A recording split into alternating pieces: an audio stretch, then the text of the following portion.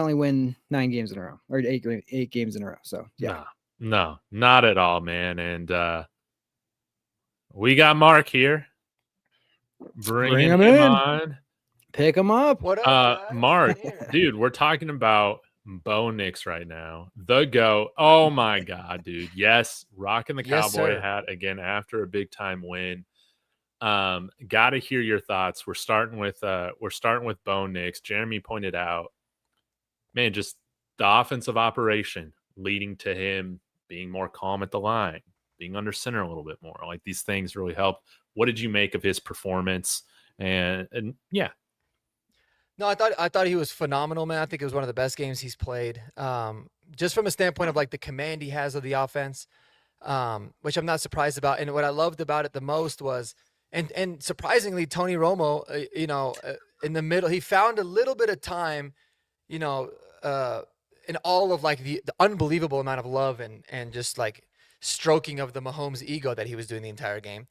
To point out something that makes a lot of sense, like when the play comes in and he's got, 10 to 15 seconds by the time he gets to the line of scrimmage, everything's more calm. He's more calm. And it was so evident, even going back and watching it, like his footwork was so much better. His eyes were matching his feet. Like he wasn't rattled. And he was amazing, definitely accurate. Super clutch, things that you can't teach. So I thought he was phenomenal, man. I thought it was a great game. And you can make the argument he's played Mahomes twice in his career and he's outplayed him both times. So that's pretty good. Pretty damn good. He absolutely has, man. And to me, man, it's been funny to see all these Chiefs fans saying Bo Nix sucks.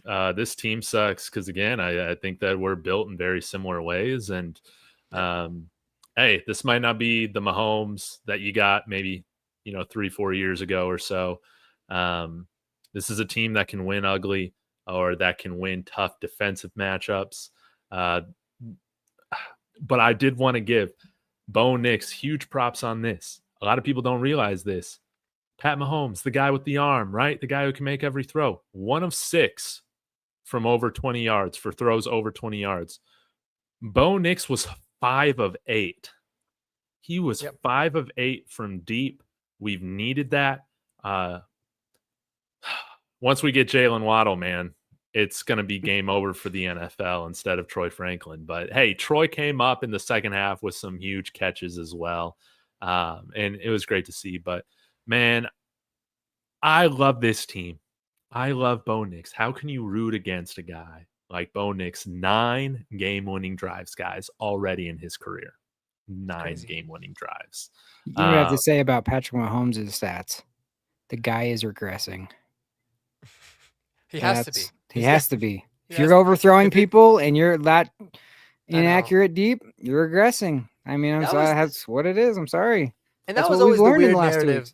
Like, I was like, dude, there's a lot of things to be critical of Bo this year. Like, I think there really were some things to be critical for, but people worried about like the deep balls. I'm like, guys, you don't realize, like, there's so many NFL quarterbacks that miss on deep shots all the time.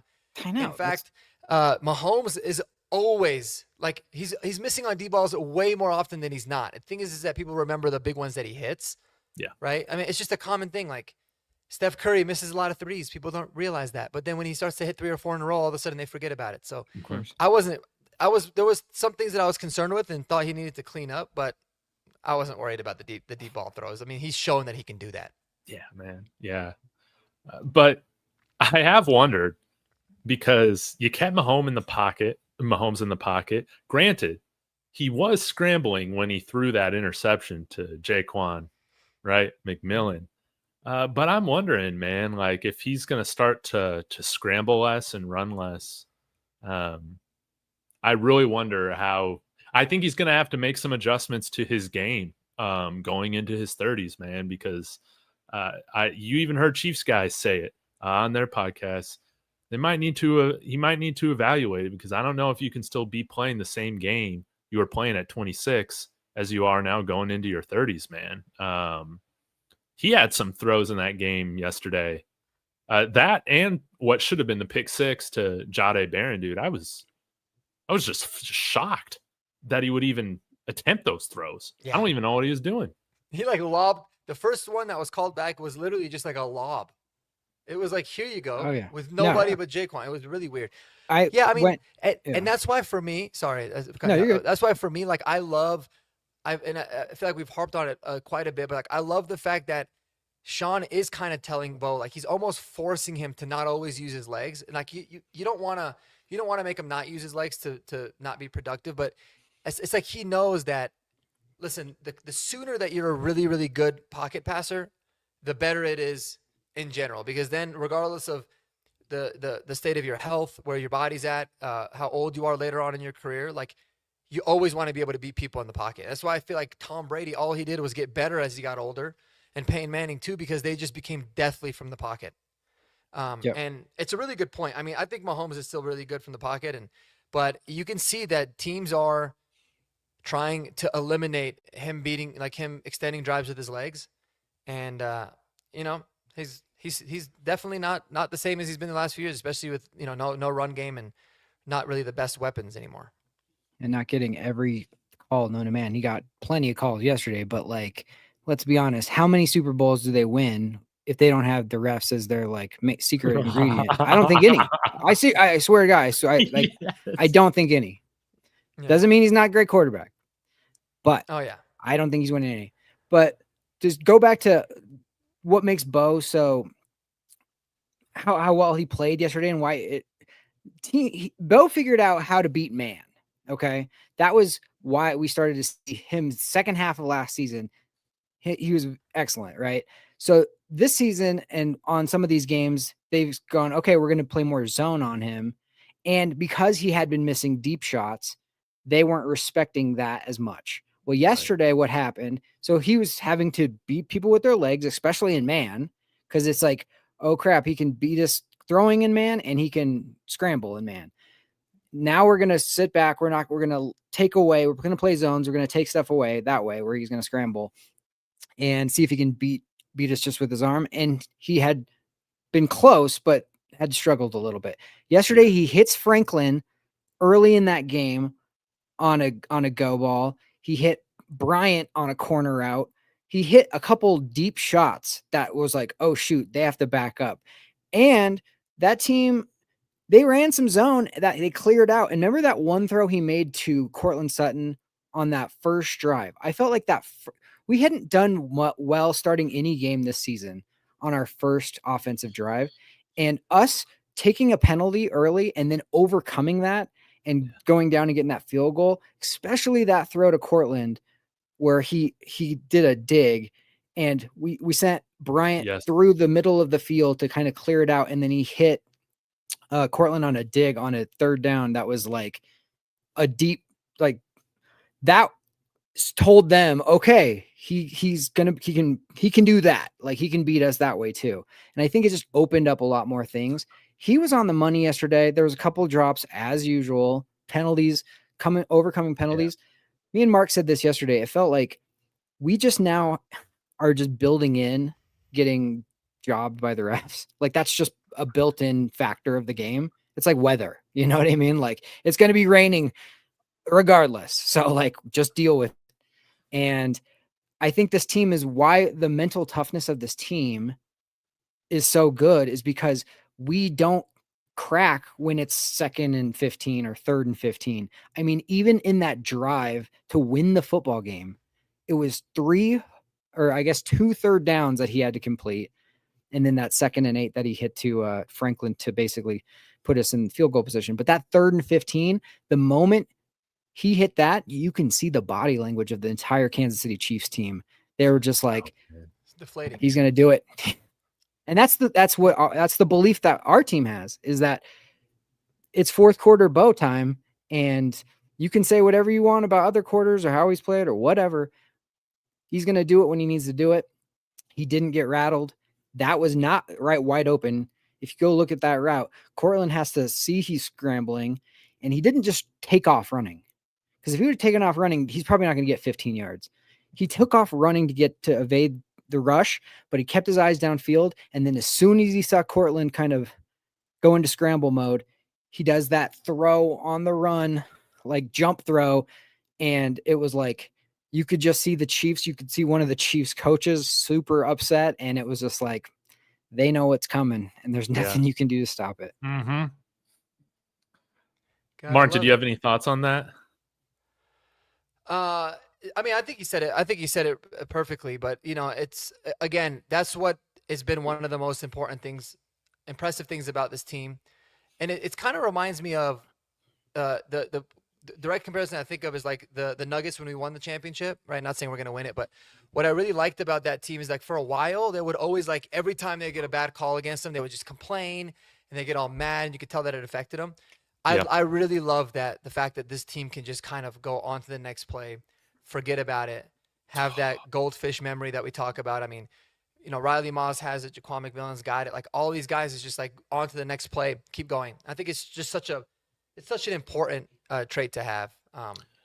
Because I don't got it. Stay locked and loaded. Yeah. I don't got it, man. I didn't start this season as a refs guy, but man, I feel like I'm getting on the refs every game, man. Like, dude, these guys, they've been terrible, man. And I think it's funny, dude. You watch the Chiefs fans, they think the game was officiated horribly in favor of the Broncos, dude. How about that?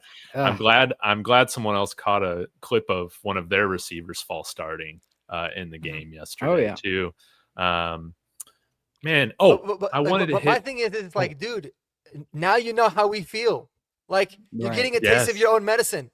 You don't really like, okay, you can be upset about it, but now you understand this is what we've been trying to say for years now. It sucks, huh? And it only happened to you guys like once. So yeah, right.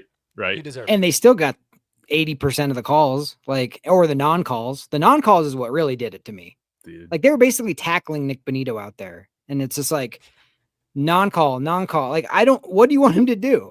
That was what was just, dude, he needs to wear his helmet loose. That's what he needs to do. Like that one on Malcolm Roach. Yeah, where his helmet just flies off, dude. That's what he needs to do. But I wanted to hit on this on Bo Nix before we get back to talking about, Patrick Mahomes, fading into irrelevancy, right? But I thought the Chiefs' game plan, like, it made sense. I know a lot of Chiefs fans obviously are mad because you guys lost, but Bo Nix has not been good against zone. He's always been great against the blitz. It didn't surprise me that they dropped a bunch of guys and said, beat us through zone, dude. And Bo hit those throws. Mm-hmm. Bo hit those throws this time, man. So I don't necessarily hate the game plan from the Chiefs. Bo just finally stepped up, man, when we needed him to. And our receivers did a better job too. Still a little inconsistent. And shout out to Marvin Mims, man. For some reason, I think he's just he's a psychological comfort to me. It seems like for Bo Nix and the play calling, like the play calling just seems to, when you got him running, those jet motions and the orbit motions and all those different things, man, it just seems to put Bo at ease when he's got somebody to go to like that. Like, did Marv even have like a couple catches? I can't remember, but he was all over the field like pre-snap. Yeah, he had one rush. Or it was a catch, but it was like a behind the line of scrimmage, so they called it as a rushing attempt. But yeah, he was. I was surprised how little involved he was. Or I mean, I guess maybe he just didn't get to him. But yeah, something about Marvin's definitely. I think Bo really loves it, and it makes sense. Marvin's had a lot of really big catches for him. And I was telling Mark yesterday, and this, I truly think like the little Jordan Humphrey like re-signing or bringing him back in was more of a Pat Bryant move than it was, we get little Jordan Humphrey back, because Pat Bryant was having to do all the blocking and all the dirty work. And I think that if we get little Jordan Humphrey to come back, now he can do that, and it frees Pat to do other things. And you saw how big Pat was on those crucial downs, because I think what happened was a lot of teams were like, okay, we're going to play more zone and we're going to bracket Sutton on third down and then see if Bo can beat us. Now, Bo's not going to be able to run as easy because we're going to be in zone, and he's going to have to find somebody else. And Franklin wasn't, as reliable as we wanted him to be in certain situations. Marvin Mims had been out. So, you're going to see some struggles. But now, yesterday, who did he see on third down? Pat Bryant. And then once they were like, is he going to go to Pat? Court hits a couple of third downs. You had it kind of freed up. Little Jordan Humphrey didn't get any throws his way, but he got to be doing the stuff that Pat would normally be doing. And I think that really helped Bo see, because seeing big guys out there on third down, big targets like that, you know, Evan saw some balls, but like that's the comfort zone. You know what I mean? It's hard to squeeze it into Troy Franklin sometimes unless he gets wide open. So though that was, I think, a big move for Pat Bryant, because I think he's coming along and he's going to, once Pat kind of establishes himself, that's where you're going to really start to see this offense get into the next mode, because you can't just double Cortland and then just, you know, think that's going to stop him. So now, Mark, man, again, you might have been the first guy to drop it in the Discord. I like Pat Bryant, man. Of course, you defended the pick when he was selected in the 3rd round. I think the stat right now is 15 receptions, 13 of them have gone for first downs. Is it time? Is it time we see more Pat Bryant incorporated into this offense? What'd you make of his 5 catches, 4 first downs yesterday? No, 1,000%, 1,000%. And Jeremy made a really good point in the post game. He brought it up again, like in terms of what little Jordan Humphrey does. And I think it showed. Like he had 6 targets, and you look at him like he's catches like 90 to 95% of the targets that are thrown his way. But dude, I'm not gonna lie, I had no idea that prior to this game, Pat Bryant only had 10 catches. I don't know why I thought it was so much more. And because they mentioned it on the broadcast, they're like, he already has 5 targets, and that's half of his entire season total. And I'm like, these guys are on crack. And I'm like, holy shit, they were actually correct. Yeah, but I mean, I think it's like 1 catch a game.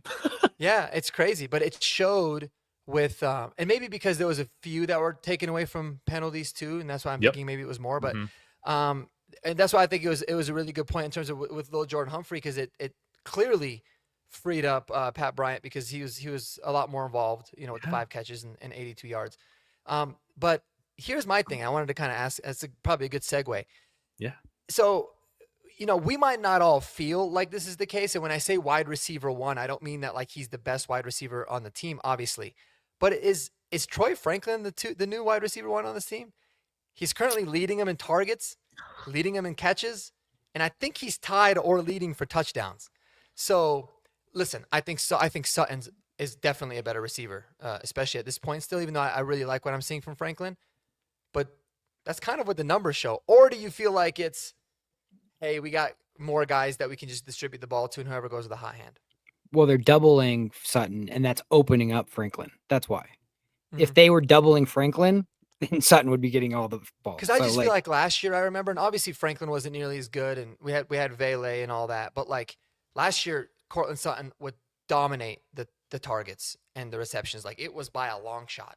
And that's kind of what Sean Payton's history is of doing that. But it's pretty crazy that like through the first now 11 games of the season, I mean, Franklin has 46 catches, Sutton has 45, and he has, you know, 7 more targets than Sutton does. So I'll say this, man. Static saying absolutely not.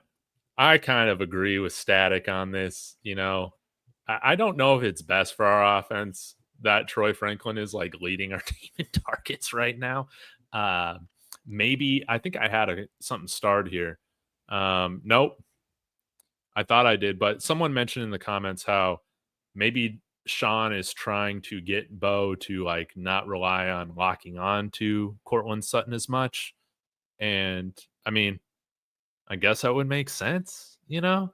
But Cortland Sutton's still the best wide receiver on this team. I would still like to see him get some more targets. Now, maybe, again, I'll let the smarter football people comment on this, being you guys, but are the 4 deep shots I think we took, or 5 deep shots we took with Troy Franklin, does that help keep the defense on edge enough to where it opens stuff up for Pat Bryant and Cortland Sutton and Evan Ingram? I mean, I really loved how the ball was distributed in the pass game yesterday. Yeah. I mean, think about basketball wise. Like that's what I played growing up. If a guy's just hitting all his threes, then somebody's going to come up and start D'ing him up in front of the 3-point line, right? Because they're not just going to give him open looks because he's hitting everything. So that's when you need to start taking it to the hole and that's going to scoot people back. I mean, it's like a punch. It's like a boxer. If you hit to the body, they're going to drop their gloves at a certain point, and then you can hit them in the head. They're taking away Sutton right now. We have to beat them on the other stuff. Then once they're going to have to adjust at a certain point, or else they're just going to get killed on that, and it's going to open it back up. But I think he relied so much on Sutton last year that teams were like, okay, don't let Sutton beat us. Double Sutton, play zone, and if he beats us, he beats us. And what would happen was he would take a little while to get going, and then he would beat them in the fourth quarter when it mattered.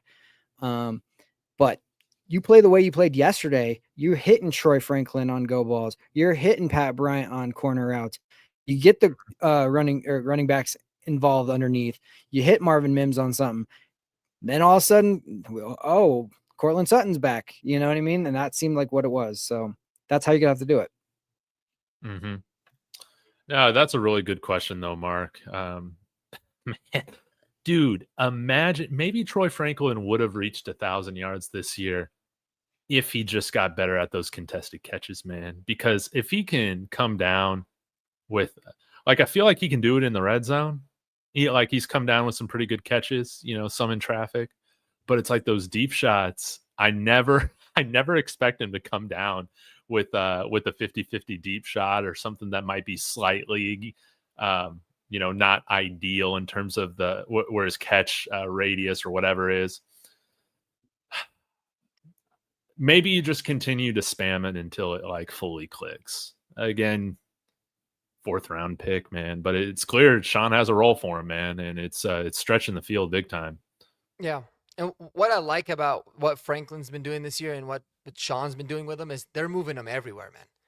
I mean, he'll be outside, he'll be in the slot, he'll be doing some things in the backfield. Like he's really been more of a gadget, and it's credit to him because they've been putting a lot on his plate. People really forget just really how bad it was for him at some points, and the fact that he's only 22 years old.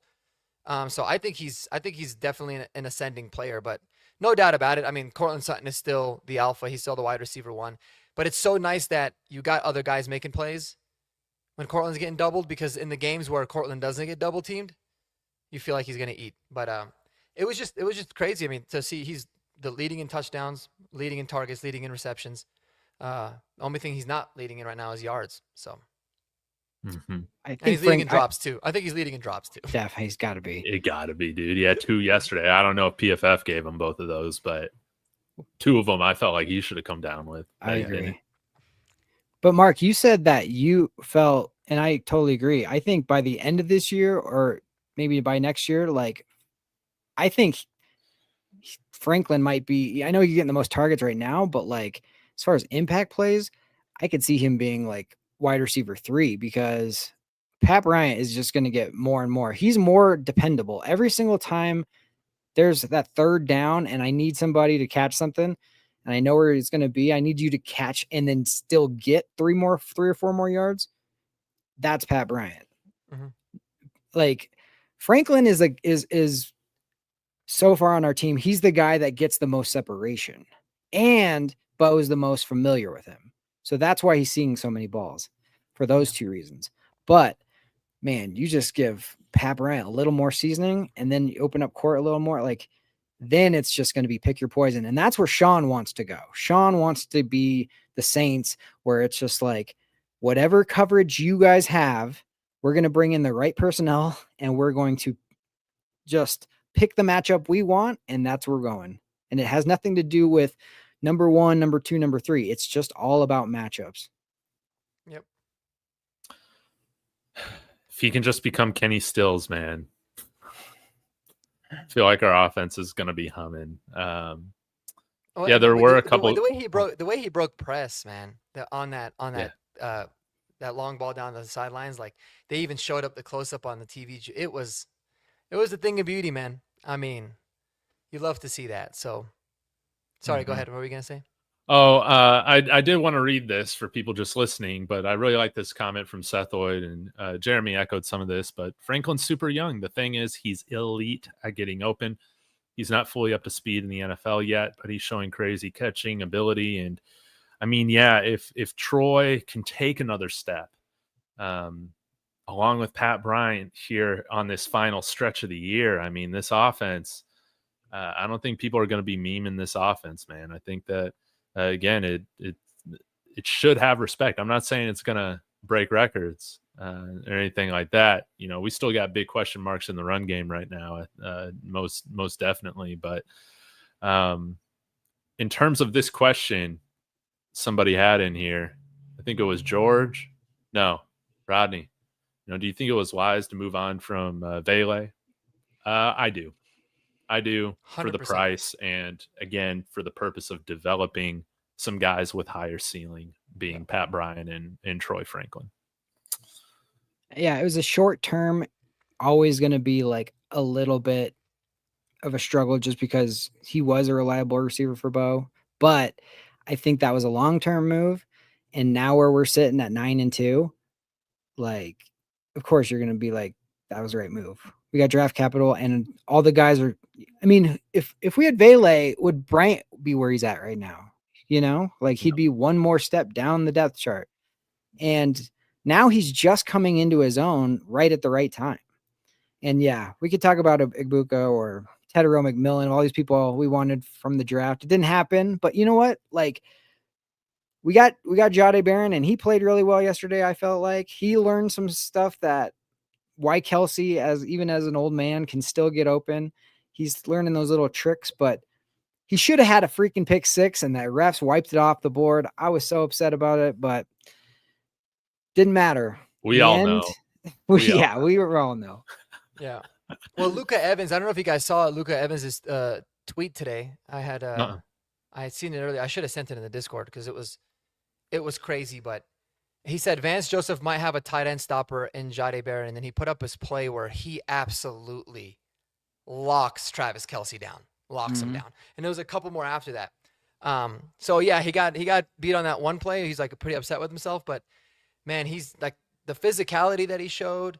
He's kind of got some nastiness to him. Like when you hear him talk, he's like the nicest guy. You kind of like how can you not love this dude? He's like such a good person. Yes. But he was getting all up in Travis's face and yapping a little bit. But I thought Jade Barron was awesome, man. And listen, it's not all because of him, but dude, we used to be a team that would get absolutely demolished by tight ends, and it's been significantly better this year. Yes. Absolutely. And the one thing I noticed so much rewatching that game was even when they threw to Jade's side, but it wasn't his man, he was so fast at dropping his receiver and then going up and making a tackle and aggressively coming up the field and making a tackle, where like people like Singleton, some other people, they just kind of plant themselves and wait for the receiver to run to them. He doesn't. He's like, oh shoot, go get that guy. And he hunts him down, and he'll what could have been a 8-yard gain is now only a 3-yard gain because he's so fast to it. And that is such an underrated stat like that he does. And I don't know if people are appreciating that. It's not just coverage. It's just being a football player, being a defensive tackling machine. Mm-hmm. Sethoid coming in here saying, how about Jaquan, man? Barron isn't getting that role in our D for a while. Our secondary is freaking stacked. And I think Jaquan, he's a restricted free agent this next year. We talked about this on with Mike and Zach, but yeah, you can throw a 2nd-round tender on him, which I think you do, and I just love it, man. We were missing PS2, and we held the Chiefs to 19 points, man. It was with 150 penalty yards. So without PS2, a team hasn't scored 20 on us. It's crazy. Yeah, dude. Yeah, I keep saying McMillian, baby. Kodiak is in here. Give us a thumbs up when you're good to go. If you need to set up your stream or whatnot, you can take time to do that. He said, screw it. We're bringing him in here. Kodiak, let's get your takeaways really quick. We've kind of spoken about Bo Nix. We've talked about the receivers. We've talked about Chiefs Kingdom absolutely imploding, saying that, man, we suck and we are frauds. What are your thoughts right now on this victory? We're back, baby. We are back, and it's so funny that Chiefs Kingdom is saying that we're frauds, considering how fraudulent their run was last year. And we didn't need, we didn't need the refs to help us out. Like, yeah, we had some ugly games, but we didn't need ref ball to win games for us like they did last year. So, yeah, but all I can say is it's amazing to beat the Chiefs. Like, I hate the Chiefs more than any other team. I know, call me a new gen, whatever, but I hate the Chiefs more than any other team. And the fact that we did it in the fashion how we did, it was amazing. Bo outplaying Mahomes, which is something, honestly, I didn't see coming. But that was the reason we won the game, flat out. Like, Bo Nix outplaying Mahomes is the reason we won that football game yesterday. Dude, well said, man. Well said. Bo Nix, and I love it. 5 of 8 from deep. And I got to ask you guys this question, and then maybe we can get into some other unsung heroes of the game, because I know that we've kind of mentioned a lot of members on the team, and then get to hold your horses or giddy up. But this run game, what did you guys make of it? Do you want to see a signing happen tomorrow? And yeah, maybe even piggyback on Ronnie's question too. You think we can beat him at Arrowhead? Yeah. But since you're late, Kodiak, let's hear from you first, and then we can kind of take it from there. But what were your thoughts on the run game, RJ Harvey, everybody? Run game was not very good yesterday, but I would chalk that up more to the Chiefs playing it pretty well rather than the Broncos just not being able to get anything going. Like, obviously, Karlaftis and Jones played very well yesterday. Yes. I thought they did really well on early downs yesterday, and those are 2 incredible players on the other side. So you're not going to be playing against guys that good, every week or whatever, but you're still going to be facing these tough defensive lines, late into the year. I think it's fine as is. Like, if the offense and Bo Nix truly can come alive, remember, Bo Nix last year, what he did with no run game, maybe he's just a guy that just needs no run game to succeed. I'm kidding. Obviously, it's something that we should be able to lean on. You can't have it be as bad as last year. But, the thing that was puzzling to me about last year's offense is we didn't have a run game, and we were still scoring a lot of points. And this year, it feels like we did have a run game, but we weren't scoring a lot of points. So, I don't know. But either way, I think you stay the course. Like, you took RJ Harvey in the second round for a reason. I thought Jaleel played very well yesterday after me not having a lot of faith in him, after me kind of trash talking him over the weekend, if I'm being completely honest. But yeah, and Tyler Bidet, he looks like he's kind of been relegated to the shadow realm. It looks like Bidet can take snaps when Dobbins is healthy, but it looks like he can't take snaps when McLaughlin's healthy. I wonder why that is. Very weird.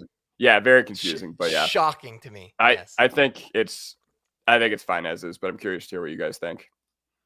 Mark? Yeah, no, I was shocked, but like pleasantly shocked by how little Tyler Bidet played. He only played 8 snaps, and he wasn't even the primary pass protector. In fact, that was Adam Prentice who put some dude on his ass. Adam Prentice. On that Troy Franklin ball down the side. That was an absolute dot by Bo. Does not happen if Adam Prentice does not absolutely pancake the guy. So I love to see that. But I was pleasantly surprised because my biggest fear was that Sean was going to go down the whole, like, 3 running backs, even though all he talked about last year was how much he hated to do it. And he stuck with his guns. And you knew that Jaleel was going to be a big part of it because he was brought up completely unprompted in the presser. I think it was on Wednesday. And they were just like, talking about the run game. And he just, without even saying, he's like, I know Jaleel's chomping at the bit and Jaleel's going to get going. So I was like, oh, that was a big tell. But pleasantly surprised that they rolled with just Harvey and McLaughlin. It wasn't the prettiest game. They only had 21 carries, really 17 between the 2 main guys. But for some reason, I came out of that game saying, you know what? I want them to get a full chance. I don't want to worry about bringing somebody else. And you want to bring someone on the practice squad, like, break glass in case of emergency, fine. But let's roll with RJ Harvey and Jaleel McLaughlin and give Adam Prentice some carries too, man, because that block was a thing of beauty.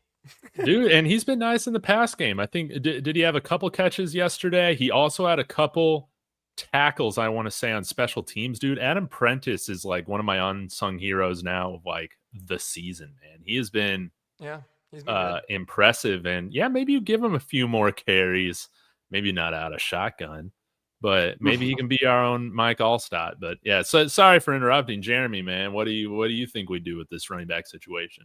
Yeah, I think the stats kind of didn't show the full scope of that. I felt like we ran the ball better than the stats looked. I know there was definitely a few plays that we got tackled in the backfield or whatever, but for the most part, I thought RJ and Jaleel ran hard.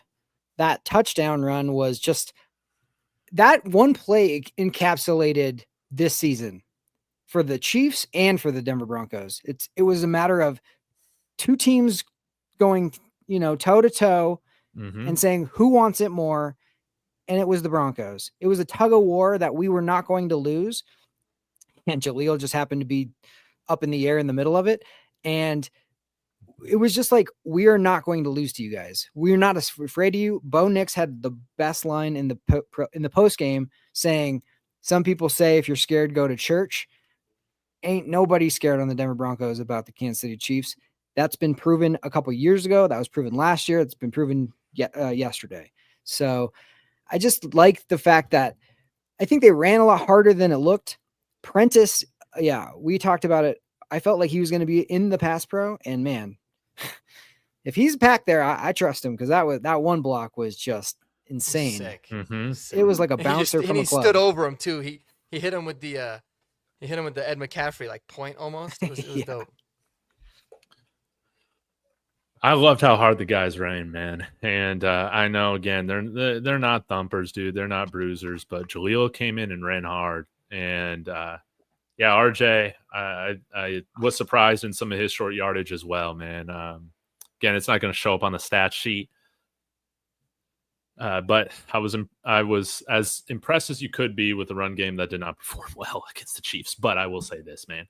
Yeah, absolutely sign somebody to the practice squad. That's what I want to do. That way you're not tied to any of these guys on the 53 straight up from the get-go. That's not how it happens with running backs pretty much anyway. So please, for the love of God, sign a veteran running back to the practice squad this week. Dude, if we have one of our other guys go down, dude, we are in serious trouble. Dude, we are we might be one hit away from Deuce Vaughn seeing the field. Now, not to say Deuce Vaughn sucks. I love Deuce. Yeah. But Deuce Vaughn has some limitations. But maybe he can become our Darren Sproles with enough practice. We'll have to see. And guys, I totally forgot yesterday to shout out Frank Crum, man. Absolutely. How about that, man? With same distance, a 35-yard field goal too at the end of the game, and this time we blocked correctly. But Frank Crum, dude, he kind of changed the momentum a little bit because he changed the calculus. We could settle for a field goal there at the end.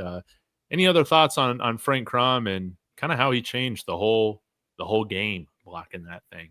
I told Mark yesterday, it felt like the Giants game of course we got a freaking phantom DPI on Riley Moss, as of course we will. That should be like the other team's game plan at this point. If it's third and long, it is. Just heave it towards Riley Moss. It is their game plan. Make some bull crap up, get the first down.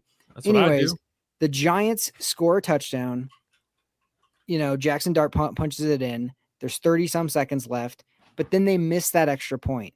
And all of a sudden, they went from being like, ooh, look at us, we just took the lead, to, oh, no, something bad's about to happen. And when Frank Crum made that play and kept it a 3-point game instead of a 4-point game, now you only need a field goal to tie it up instead of a touchdown, I felt the same exact feeling of y'all just messed up. Like you made a mistake. We're going to capitalize on that. It's going to come back to haunt you. And the other guy that we have not shouted out, and honestly, like besides Bo Nix, player of the freaking game, big nuts Lutz, with Big Willie style, dude, that 54-yarder was so clutch. I mean, the game winner was clutch, but that one should be, right? It's down the middle. But that 54-yarder, after they screwed up on the call right before that should have made it like a 51-yarder or whatever. No problem. I got it. 5 field goals, and everyone was just money.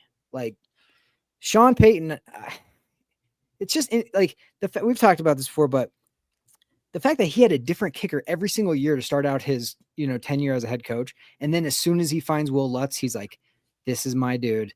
And it's that belief in your players that they want to perform for you. I mean, I feel like, last week or 2 weeks ago against Houston, when he's yelling, Will, right through, and then he gives him that little smirk. And I was like, no other coach is yelling at their freaking kicker right before the biggest kick of the game and just joking around with him, except for Sean Payton and Will Lutz, because they just have that bond to him. And it's paying off again and again. He was money, and we needed all of it. How about Crawshaw too, man? Couple huge boots to help flip field position. Yeah, again, shout out to Chief Concerns. I really enjoyed their post game shows. But yeah, they'll talk about how this team is just so much more talented, than the Broncos or their team. But man, when I'm looking at their special teams, dude, Marvin Mims, Jeremy Crawshaw, Will Lutz, you don't get a better trifecta than that, really, man. And special teams was a huge factor. I think we talked about this last week, how we needed a plus impact from special teams in order to have a win. And they just came up huge in so many ways, man. Bought us some points for sure. Yeah. What's crazy from 2017 to 2022, whenever we would struggle against the Chiefs, I feel like special teams was always a big part of that. I feel like our special teams was just thoroughly outcoached. Brocco Levo, Tom McMahon, just all Dwayne Stukes, all those horrible special teams coordinators. They were all so bad. And last year, I felt like it was really a changing of the guard in our specific matchup, because I remember last year throughout the game against the Chiefs, like I did a full battle or a full video on the special teams battle of the Broncos and the Chiefs in Arrowhead last year, like in the middle of the year. And we were winning. We were very, very substantially winning the special teams battle throughout the game until obviously we're not going to talk about what happened at the end. But yeah, once again, this is you got to find any way you can to get an advantage over the Chiefs. And it feels like, I don't know, it feels like they're not really locked in on their special teams right now. But at the same time, with us struggling all year long, it felt like Darren Rizzi really took this mini bye to, capitalize on some stuff. And yeah, I don't know. I sent it to you guys in the Discord. I said Alex Forsyth played on field goal protection yesterday, and talk about a redemption story. Beautiful, man. Yeah, shout out to Denver Trav. Go follow him over on YouTube, TikTok. Denver Trav, get some receiver gloves to go with that Hufanga jersey, because if you do that, maybe Hufanga can actually catch one of these interceptions that he has in his hands week after week after week. That's the only. I have no complaints about Hufanga, but man, he could have had like 7 picks this year. It feels like, dude, he always seems to have one. As a captain, he needs to be on the jugs machine. Come on now. That's why he's a DB. He can't catch. You don't care. Yeah, if he could catch, he'd be playing offense. Oh, this is reminding me, guys. How could I forget? You know who isn't dropping those 50-50 long balls? A.T. Perry. Oh, God, facts. He's 100% on long balls. Dude, exactly, dude. Get A.T. Perry in this game. Come on, Sean Payton. Who's the first of you guys to get the A.T. Perry jersey? The bootleg. It's got to happen. Dude, if he catches a touchdown, dude, yeah, I'm definitely getting You're one. going to do it? All right. Which, by the way, really quick, got a segue before we get into first off, do we have any more unsung heroes before we get into Hold Your Horses or Giddy Up? I got Chris Abrams-Drain, dude. I just felt like he played a really good game.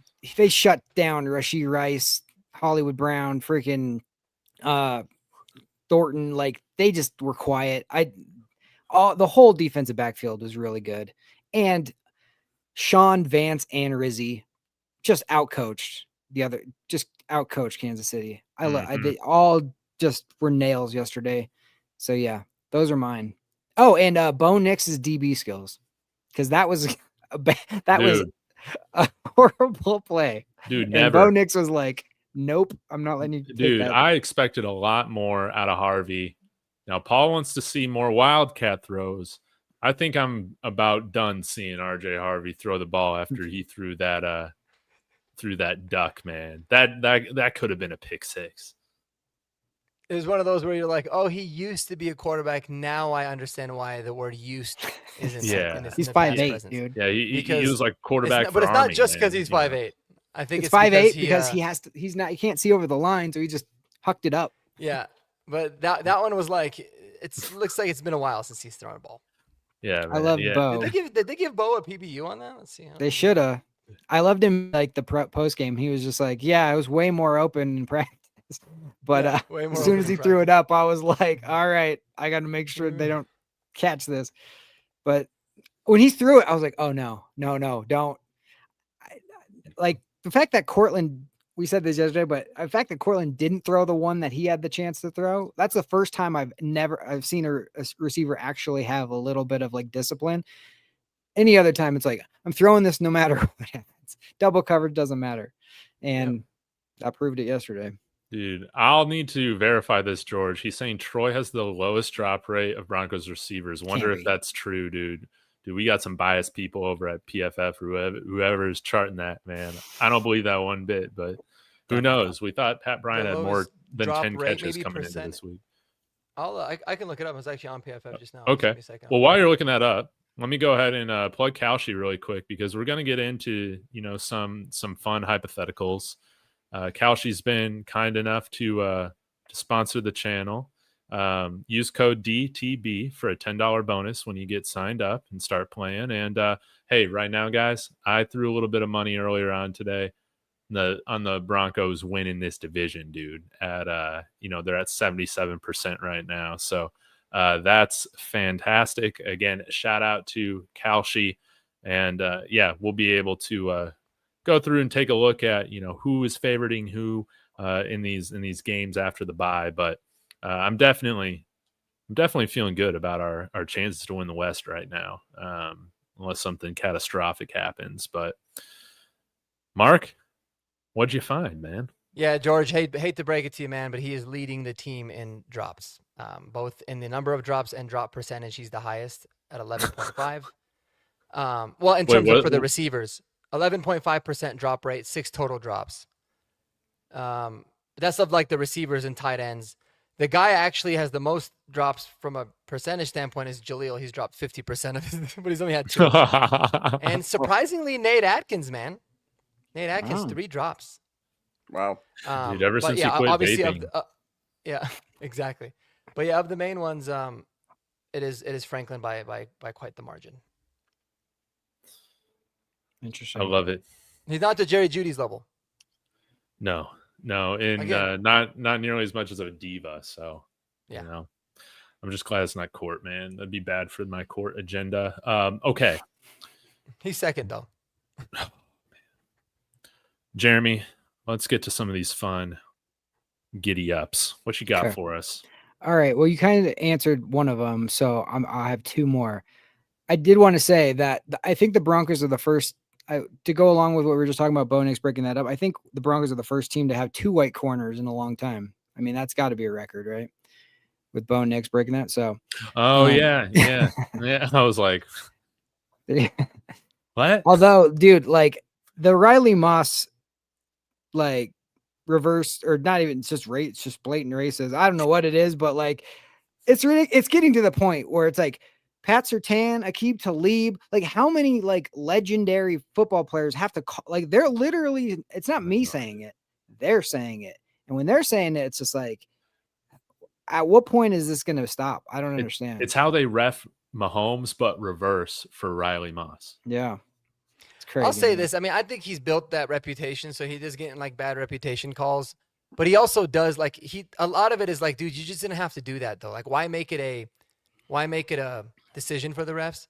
But certainly there's a little bit of targeting. I mean, like, come on, that holding call or whatever it was, or what was it? Illegal contact.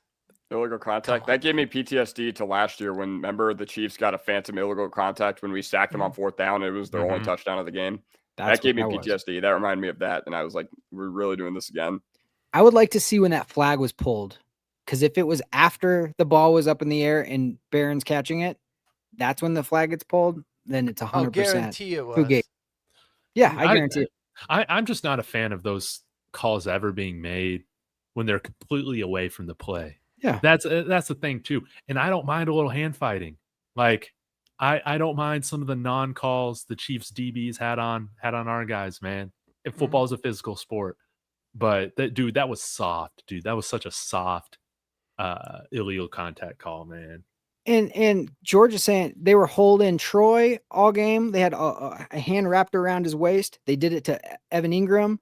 Yeah. And then that phantom bullcrap Palczewski hold after he like almost lost his shoe call where he like tried to reach out and grab the guy and the guy completely like swiped his hand away, but still got called for a holding penalty. I'm like, he literally couldn't even hold. Like he was trying to put his arm out and he got swiped. Like, how is that? Like, that's the most non-hold I've ever seen. He like didn't even make contact. It was crazy, but again, 3rd and 15, doesn't matter. We'll find a way.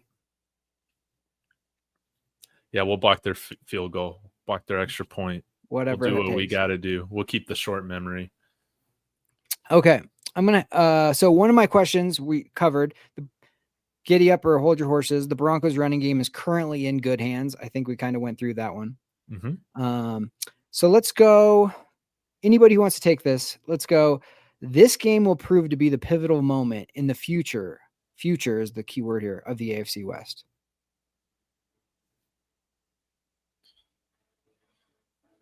David, you look like you have a thought. Well, maybe are we talking about this year or just like future years? This year and beyond. Is this just a this year thing is basically the question? Or is this a from now on, this is the pivot moment of the future? I don't think we're going to go and win 12 or 16 straight against the Chiefs. I just don't see that happening. But I see this as it now being an even playing field between the Chiefs and another team in the AFC West. If not, we have a little bit of an advantage over them right now. I absolutely see both teams holding up their end of the bargain in a real rivalry now moving forward. The Chiefs, again, I don't know where this narrative came from with so many Chiefs analysts, fans, reporters, that this offense and that this team is somehow more talented and better than some of the teams that they've had in the past. You're throwing to Tyquan Thornton and the Ghoul Kareem Hunt. Like, Hollywood Brown is not good anymore. Like, they're going to be able to reload. They're like, they might be down this year, but they're going to be coming back. But it really just depends on if they're able to put enough pieces around, Pat Mahomes. And I mean, their defense is still playing really, really good after losing guys like Justin Reed, and I think they lost another DB as well. So I'd say, like this last year, you knew we played them hard, but we couldn't get the job done with the starters on the field. Now we know, like, man, this is a real rivalry. And hopefully, man, this game in Arrowhead gets flexed to Sunday night. Well, it's on Christmas Eve. It's on Christmas Day already. Yeah. Oh, okay. Perfect. Hopefully it's like as least impactful as possible, so we can all enjoy Christmas a little bit. Agree. That's one of the main reasons I was happy yesterday. Yeah, I agree. So you're saying like this doesn't necessarily tip everything to us. It just pivots them away from the reign of the Chiefs is now over, and now it's just level. That's what you. Yes. Okay. Yes. Although with us having a rookie quarterback scale contract, I think it does put us at the advantage. But I mean, the Chiefs, even though they're 5-5 or whatever they're at right now, they're still a team that I still very much respect. And it's because they have a very good defense. And I think we're gonna have a question coming up. I'll use that as the third question. It was one of Mark's. You guys have any, Kodiak, Mark? Do you have any thoughts on that? So I do. I would say I hold your horses on this one. The reason I say that is because I feel like that game was last year. I feel like that game was last year in Arrowhead when Bo Nix outplayed Mahomes once again, and it took an all-time special teams disaster for us to lose that game. And credit to KC for making that play, but that's what proved to me that wasn't going to be as easy for the Chiefs going forward. And the AFC West is going to be pretty tough. Like, I don't imagine the Raiders are down forever. He rebuilt Seattle like that almost. So, I mean, for the rest of the year, they're toast, whatever. But I can't imagine the AFC West is going to be like just, us and the Chiefs going forward. Like, obviously, the Chargers could still make some noise, not to be like a Herbert apologist or anything, because that's not what I'm trying to say. But I think the reason I disagree is because I felt like the game was last year. I felt like it was in Arrowhead last year, and we just proved it yesterday. It just further cemented things, in my opinion. Mm-hmm. I agree with you. I think the ball knowers, people who actually watch the game, know that was the game that we overcame them, like, mentally. But like the national media will look back and say it's this game. Yeah.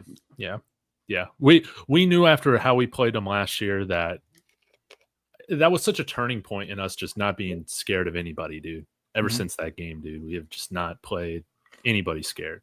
Hey, Colin, welcome. You are a Broncos fan. You're at the right place. Subscribe to all the channels. Links are in the descriptions. Okay. And we also got Pats fans in here and a Jake Plummer apologist.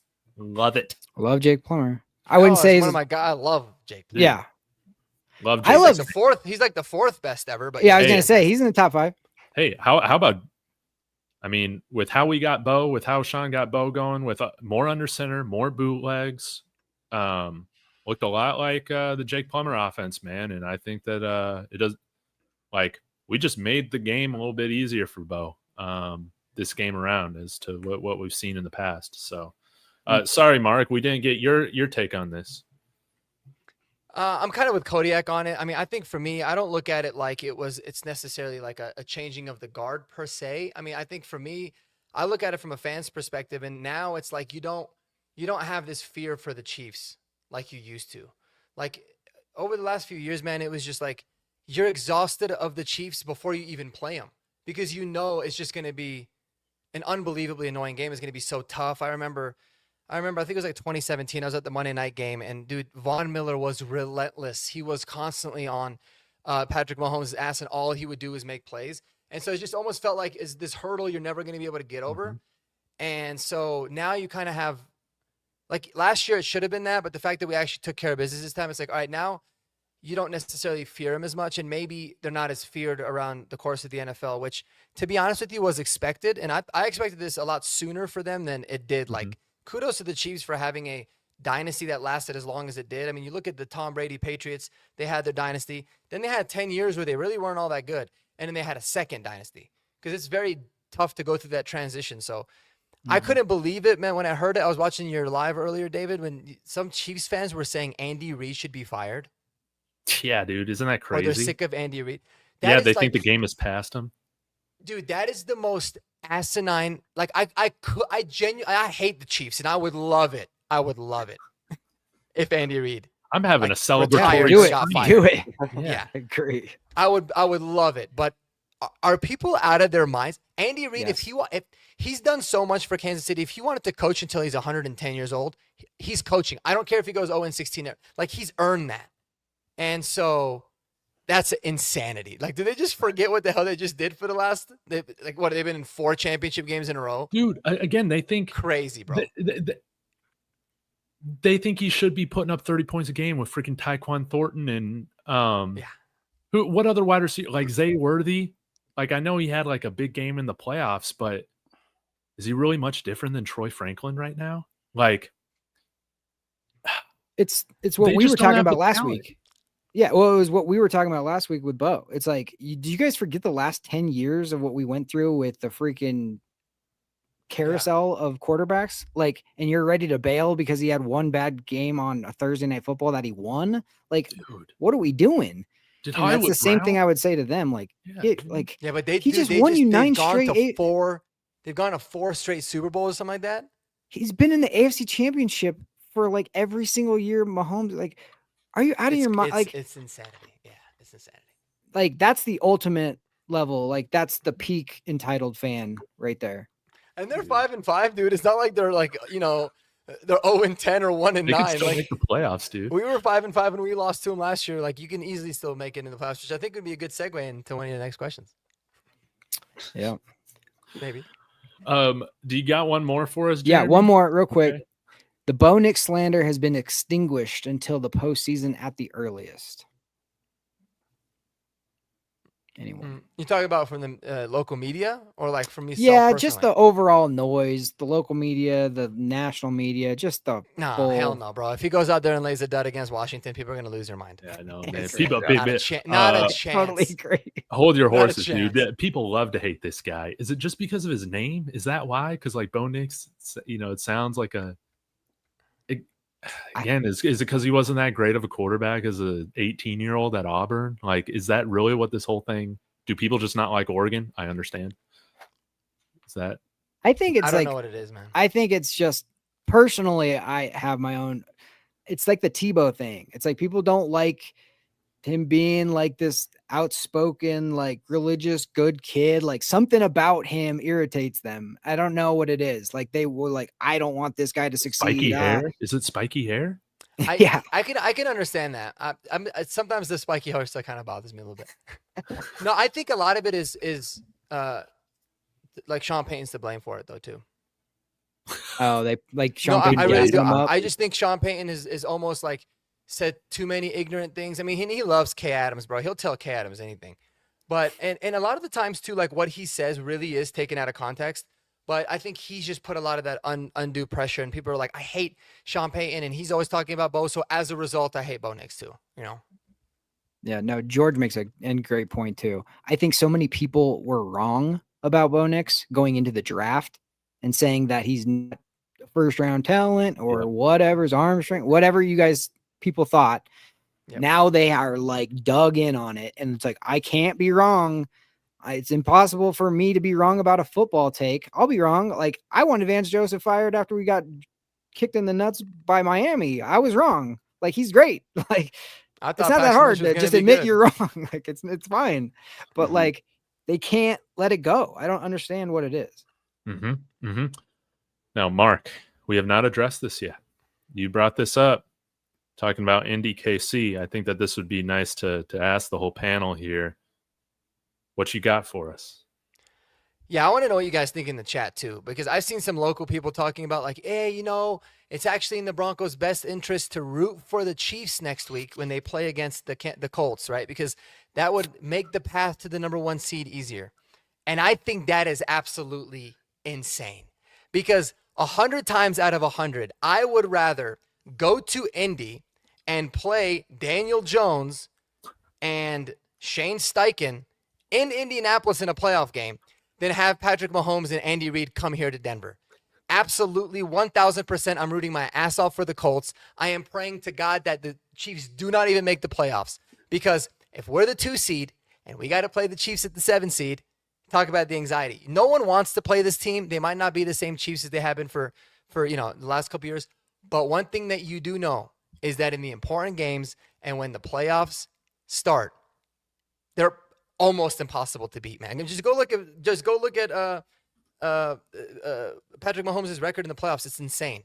So yeah, I don't know where that narrative's coming from. Like I'll take my chances that the Colts will lose some games down the road as Jonathan Taylor cools off, but not a chance in hell am I rooting for the Chiefs. No way. No way. Dude, that is such a lazy radio host take, in my opinion. That is like, oh, well, technically, it's like, have you not watched football the last 9 years? Like, no.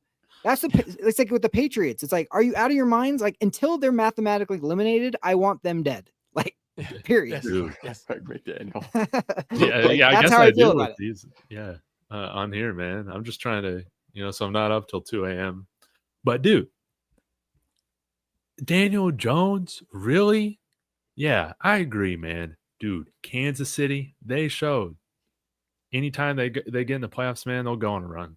I absolutely do not want to face them in the playoffs. No. You root for I would the Colts, rather play man. anybody else. Anyone else. I'd rather play Buffalo than play Kansas City, to be honest. Definitely. And it's not just because it's Patrick Mahomes and Andy Reid. It's the freaking refs too. Like you have to overcome the playoff refs. Like no way. Dude, yeah, they don't call holding calls on the Chiefs in the playoffs, man. It's that's gospel, but dude, well, the ref took out Sean Payton and Sean Payton got a flag, bro. That's crazy. Dude, right? Kidding. Obviously, it was deserved, dude, Kansas City, again, they're 5-5 right now. They still, I know their fans are down.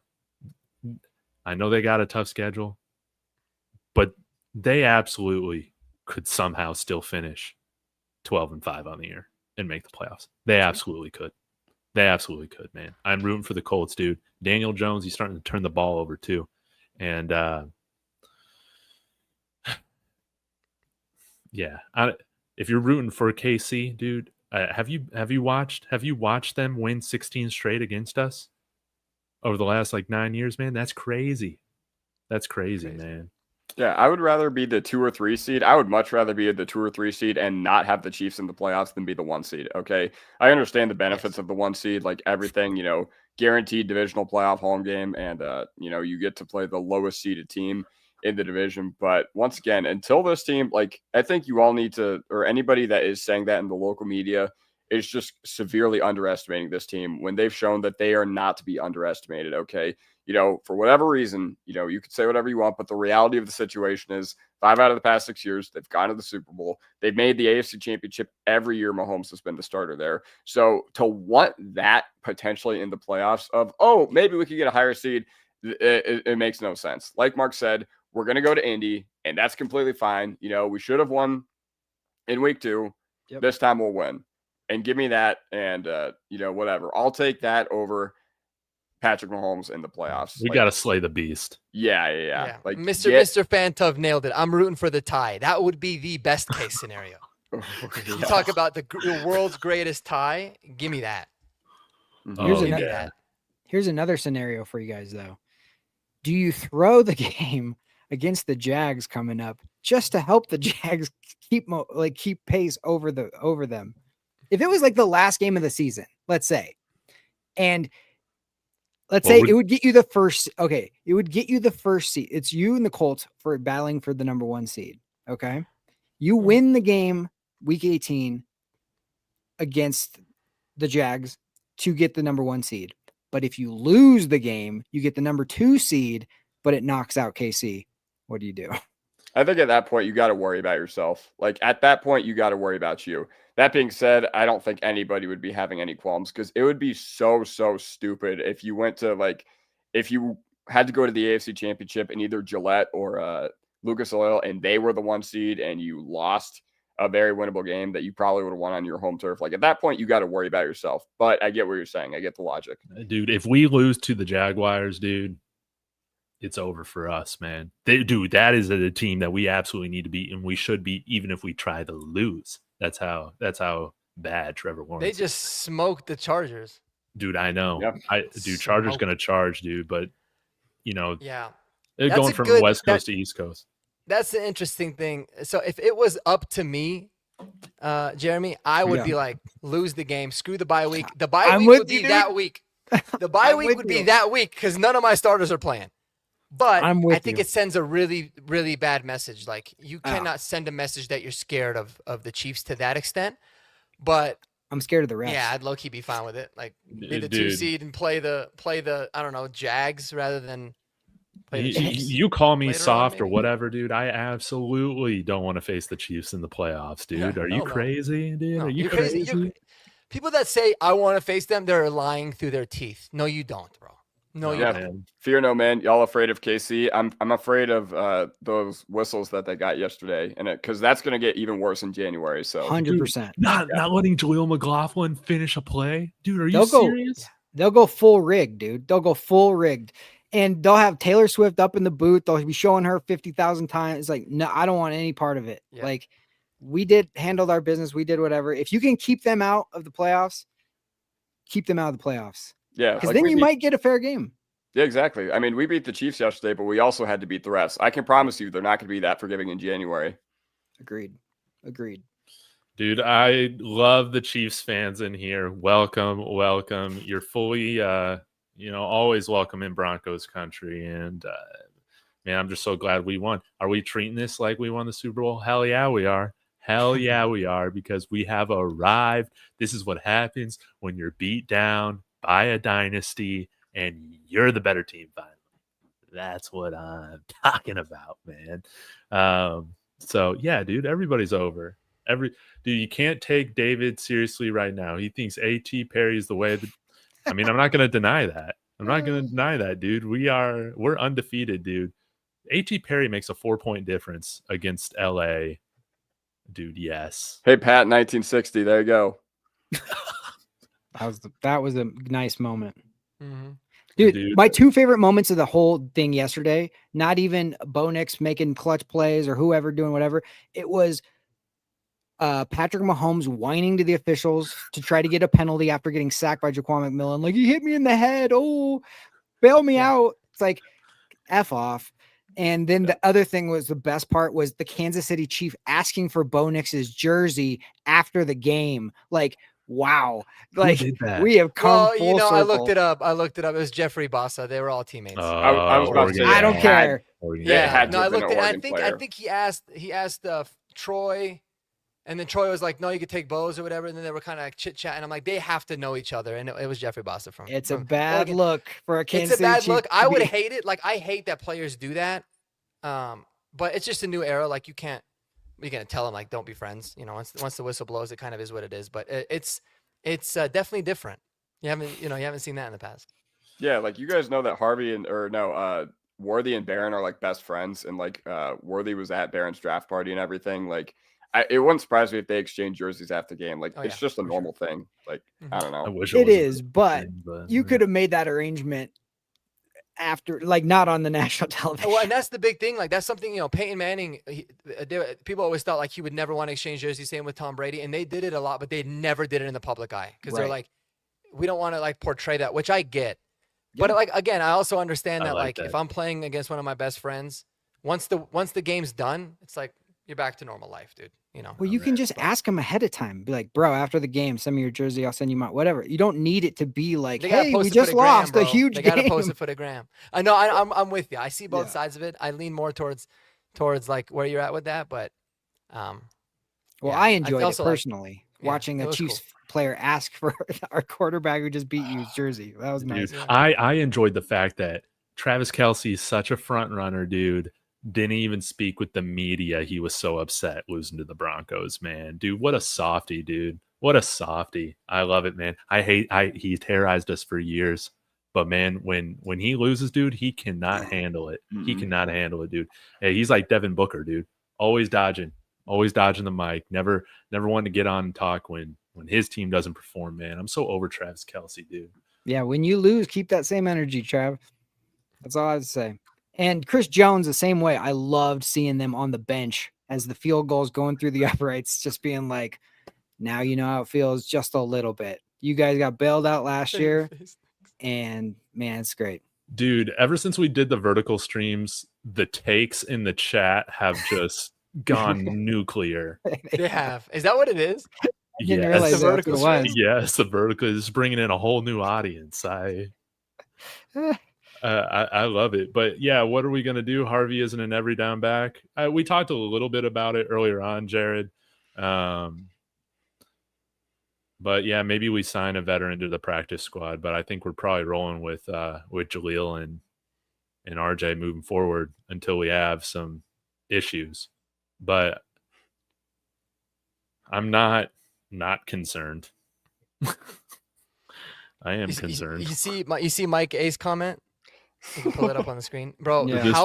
How funny would it be if the Broncos named their new stadium Starbucks Stadium at Mile High? Dude, and this take actually ended up being correct, but in the complete opposite way that he intended for it to be.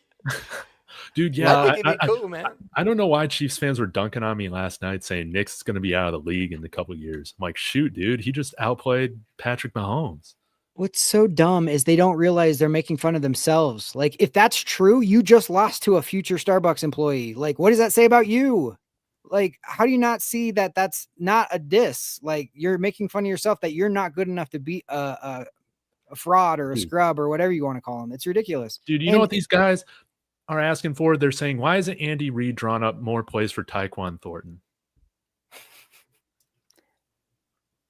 I mean, I can promise you, he's not going to get that lucky every week and have an OPI completely ignored every week. 100%. Is he? I mean, maybe he will because he plays for the Chiefs, but I don't know. Andy Reid's probably thinking that his dumbass kids is going to do something else again. Well, if he does work, if Nix does start working at Starbucks, there will be a Kansas City Chief asking him to sign his green apron at the end of it. Dude, yeah, absolutely. But dude, I'm so glad we're going into the bye week just on cloud 9, dude. I love the fact that we're frauds. I need a break from Twitter. Dude, thank God Gregory's in here. I was wondering when his puny little ass was going to show up here and troll Marky. So hell yeah, bro. Missed you, dude. We were actually talking about. I was like, "Where the hell is Gregory when we need him?" His photo in that is like he just did something really bad to you and you don't know exactly what he did. Yeah, he and commented on my videos, bro. That's and what you're he did. He looking started up at talking a him. little bit of shit. Yeah. You feel like you're like, I feel like I'm on the ground, like wondering what just happened. And then that's the person like looking at me. I'm like, oh geez, what? It's the best. Yeah. I thought about that. I thought about you, Greg. Dude, I love Gregory, man. I love Gregory. Always trolling. But if the Chiefs fans want my honest take, instead of thinking they should draw more things up for Tyquan Thornton, I think that they should be begging more for more Brashard Smith and Elijah Mitchell on the run game, because Kareem Hunt is not it. And y'all got Jalen Royals, man. Remember how much we love Jalen Royals? Where's he at?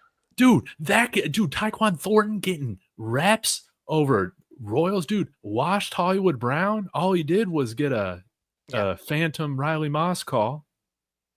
Dude, those guys are names, man. Juju Smith-Schuster, what does he do? Yeah, that's my point. Like, you've got to develop your guys at some point, dude. It might be rough, but it's already rough. Pull out Brashard Smith. All he's done, I feel like, is shown some juice. I mean, and Jalen Royals. Listen, they've been one of the worst teams at developing offensive skill guys over the past few years, though. You think about Sky Moore, completely wasted pick. You think about Kadarius Toney, awful experiment. So bad. And really, Mahomes' job is just to bail out the horrible decisions that their GM, Brett Veach, makes. So, yeah. And they took Clyde Edwards-Helaire over Jonathan Taylor. Could you imagine if they had drafted Jonathan Taylor? They would have won 4 straight. That's why you don't give players power to select on who you select, because they texted Mahomes in the middle of the draft, who do you want? He said Clyde Edwards-Helaire. If he had been even a little bit of a ball knower, they would have drafted T. Higgins or JT. I'm sorry, players don't know ball. Yeah, just ask LeBron James. One thing I want to say, and it goes along exactly with what you're saying about the way drafting talent. When you have an organization that just sees 40 times and talent or RAS scores or whatever, then you end up missing on certain Sky Moores and all these different people. Remember Sky Moore coming out? His athletic ability was insane. But before we started, both Mark and Alex, I recapped how we got to this position of being like a powerhouse in 5 years, basically. And the main thing is George and Sean look for the type of player that is the culture. It's not that they can come in and flip a culture because of what they say or whatever, but they draft the Pat Bryants, they draft Bo Nixes, they draft the type of guys that can handle these situations of being coming through when it's, it's not just the straight talent guys. And we sometimes, as like people on the side, being like, oh, draft this guy, because he's like talented. But like they have a certain type of guy that they are attracted to. And that's why it's paying dividends now. And that's why people were like, oh, it's ugly. It's not this. It's not that. You're not doing, there's a million different things. But like the makeup of the football team, from the character of the football team, I should say, is why we're in the position we are. Maybe that's why they love to draft guys from like Texas or Utah, because those guys, like, they've been on good programs, but they've also had heartbreaking losses. They've never like won everything. And you know that they've had some seasons where they go through some struggle, or Oregon, right, with Bo Nix. I mean, it really could be a thing, because, dude, you got to think about it. Like, I think Pat Surtain mentioned it once, or maybe it was Jerry Jeudy. Like, Pat Surtain, I think, from high school and college has lost like 3 games. That's so insane. And there's a lot of guys that went to that. I think now with the new like transfer rules, it's not going to necessarily be like that, the transfer portal, but it's like, yeah, how are you supposed to judge like the football character of somebody, or like if someone really loves football when they're getting their ass kicked?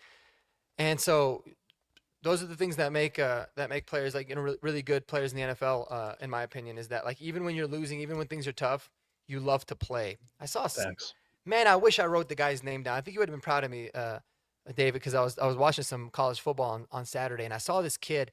They were losing like 35-3. Forgot the team, and this like 300-pound lineman was hustling his ass off to make this tackle. And I was like, I don't know who that is. I was gonna look it up, and then I got distracted. I was like, I want that dude on my team immediately. I don't even know who he is, and I don't even know if he's good at football.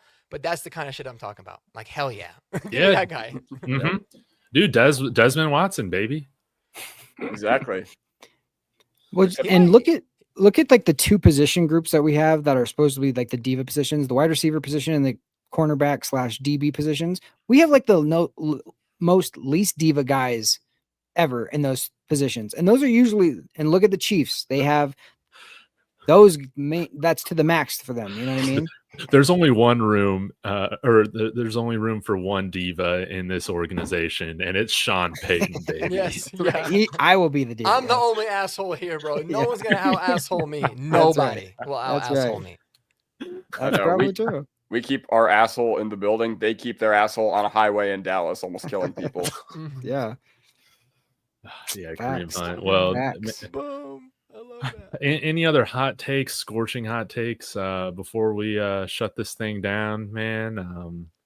You know, maybe if Taylor Swift would have shown up to the game, they would have won. I don't know, dude. Bear down, dude. Funny. It'd be pretty funny if they didn't make the playoffs this year and Taylor Swift divorces them. She like cut off the engagement. That was the thing that broke the camel's back. Mm-hmm. Yeah, she's like, you're a loser now. You can't even make the playoffs, you bum. Yeah. Well, cool. Guys, we'll shut this thing down. Shout out to the Bears.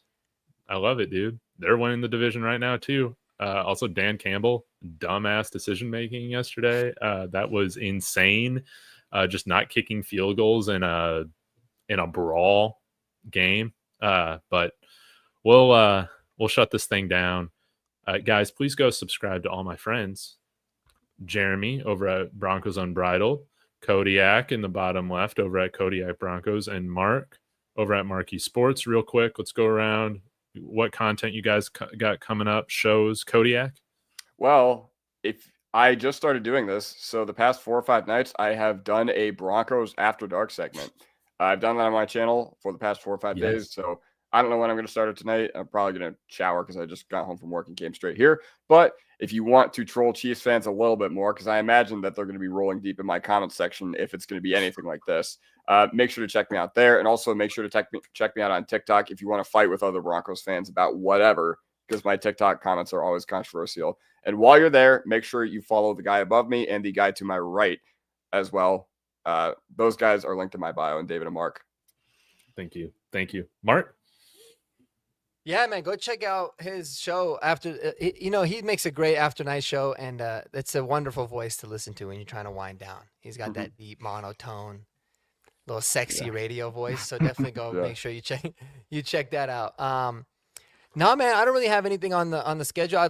I kind of want to do a little bit more film reviews now that we have the bye week, which is going to be helpful. And going through all that, I've cut up some clips and put them on the shorts. But no, really just the usual, man. Talking about the state of the team. Maybe we'll throw in some Avs and some Nuggets stuff as well, because I've been wanting to do that. I've been flirting with opening up a new channel or doing it on ours, but I really feel like there's a lot to talk about with those sports. But I hate and love the bye week at the same time, because I feel like it takes forever. But also it's like, man, we could all use the bye week. We could all use the bye week to just like chill out and actually, relax a little bit. So that's kind of what I'm going to do. That's great. Why are you rooting for the Colts? I'm a Broncos fan. That's why. Fuck the Chiefs. That's why. Yeah, exactly. Oh man, I love it. Jeremy, and will you be doing anything live this week, or just till the next post game? Probably not till the next post game, but or horsepower. Yeah. Next game is going to be obviously Sunday Night Football. We don't have one this weekend, but Sunday Night Football. I can't wait for that game, and I am going to be probably working on a new intro for the horsepower hour I've been cooking up here. So. More AI madness. Yeah. I'm old school. I'm analog. I want to see Patrick Mahomes come out of a horse's butthole. Wow. I think Mike A would enjoy that. That's the opening scene. Like the scene from Ace Ventura 2 when he's coming out of the... Okay, I got you. Yeah. I can do that. Yeah, I love it. Well, guys, today's show was amazing. Thank you, chat. You guys were awesome. Not just the Broncos fans, but I mean everybody else in here. It was great too. So y'all be sure to subscribe. We'll be back again next Monday to preview the Commanders game, and hopefully dunk on the Chiefs losing to Kansas City. Losing to Indianapolis or tying. Let's hope. Oh, yes, Or or tie and tie. getting that So first. until next time, guys, go Broncos. Go Broncos, baby.